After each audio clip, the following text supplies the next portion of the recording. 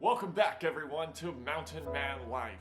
As you saw in the video, today's episode is I'm going to be helping you guys out for getting in shape in 2020. Getting in shape doesn't mean getting muscles or becoming a world athlete. This getting in shape can mean losing a few pounds, feeling better about yourself, losing some size on your waist. Being able to go down in a waistline, a waist size. Getting in shape is just a beneficial goal for everybody. I feel like everybody should want that goal, and that's why I wanted to make this video today. So today's video are the 5 things that I think you guys should know about how to get in shape. So yes, number 1 is to start walking and running more. So a lot of people in this day and age have gotten to, our day and age, we've gotten into a technology heavy society. And so a lot of people are able to, whether it's video games, whether it's social media, whether it's the jobs of the office jobs that the tech companies have. There's a lot of jobs that we have that we're sitting a lot, we are not moving a lot, and that can create lethargicness in everybody, whether you're skinny or fat or anything like that. And I feel like, and some people are like, oh yeah, I walk enough. I walk from my cubicle to the bathroom. That's not enough in my case. And people are like, oh, you're skinny, you've never had that problem. I've had to work for it. I didn't like to walk for the longest time. I had to work for it, and I believe everybody should. It's as simple as walking half a mile, like walking around your apartment complex before you sit down for dinner or something, or going for a light jog at the little dog park with you and your dog or whatever. It doesn't take much. These are, like I said, these are 5 easy ways for me to explain to you guys how to get in shape in 2020. So yes, number 2 is to drink more water. I believe that if you start to slowly cut down, and I'll talk about this more, if you start to slowly cut down what you're consuming, whether it's soda, whether it's energy drinks, whether it's an excessive amount of coffee, even fruit juices, they saturate your body with so much. They saturate your body with a lot of excess sugars and caffeine that you might not need. And I believe that drinking more water will actually help. You'll start to lose weight. You'll start to you'll feel more energized because your body will actually be more naturally replenished. And I know that's kind of I guess you could say people should already know that, but in reality, not a lot of people are like, oh, water is so bland. Well, if you're having trouble consuming water and drinking water, then get some of those little water flavor packets. Don't do too much. Do the recommended amount for the ounces or whatever, the 16 ounces or whatever. But if that's what you need to do, then do it. I believe that I've been drinking water consistently now for the last 2.5 months. I actually completely cut soda out of my daily routine. And my closest friends and family will tell you that I was a heavy Mountain Dew drinker. I was a heavy soda guy. Like every time I went out to eat, I had one of those big sodas that I would have with my lunch, and it just got to a point where I couldn't take it. So drink more water. Yes, number 3, so look at what you're eating.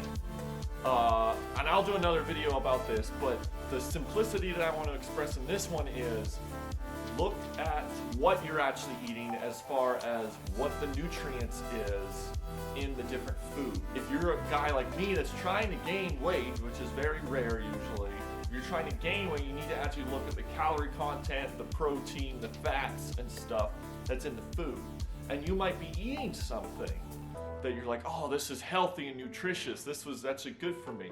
Like I read an Instagram page that said a woman was eating a bunch of banana chips and dried fruit because she wanted to start getting healthy, and she was like, oh, this is easy. I can eat and snack on this all day. When actually, those are more calorie dense than natural bananas. Like that little chip has more calories than like a big chunk of a banana, because it's condensed down. The water's taken out. The water is taken out, and it's made it more calorie dense, so she was actually not losing any weight because she was eating those calorie dense foods. So calorie tracking, kind of notice that you can, there's like, whether it's frying your own burgers instead of getting the burger from McDonald's, all that stuff can be more beneficial for your nutrients, more beneficial for losing weight, or if you're like me and you're trying to gain weight, you can track the calories like that. All of that stuff helps. So I know it's down on the list, but number 4 I would say is, yeah, setting a goal. So my goal is to gain weight, and you can have it be super simple. You can have the goal be, I guess you could say, open-ended, but just, oh my gosh, but just have it simple that you can easily achieve, and then start to redefine it as you start going down. So at first I was like, I want to be able to get 5 pounds in 5 months or something like that, and that's actually doable, I think, if I keep eating the way I am. And because what's happened is I've gained muscle mass, but I've stayed about the same weight, and that's because I still had some fat on me, even though I was skinny, that my body was turning into muscle. So it's going to take me another few months to actually get to go away from the fat that I had and now turning it into gainable muscle and gainable weight. So number 4 is setting a goal. So if you want to go from a 36 waist to a 35 or a 34 waist, start looking up what gets your waistline down, whether it's running, whether it's crunches or sit-ups, whether it's doing push-ups.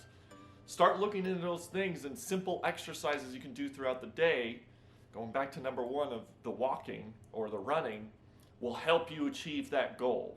And number 5 is, it kind of ties into number 4, which is to have a plan. So a plan of, like I said, so my plan is, like, for me, going more invested into working out.